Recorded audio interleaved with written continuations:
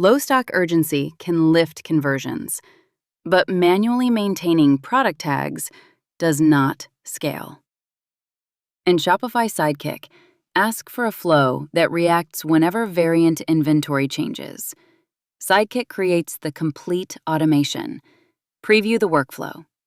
1 inventory trigger, 2 branches, and matching product tag actions. The trigger runs whenever inventory changes for a specific product variant. If the updated variant drops below 10, Flow adds the low stock tag to its product. The removal path checks every variant and removes the tag only when all variants have 10 or more. Review both actions, add the workflow to the store, and turn it on. Now, reduce the demo trail running jacket inventory from 12 units to 3. Flow adds the low stock tag automatically. The demo storefront theme turns that tag into an only 3 left urgency message.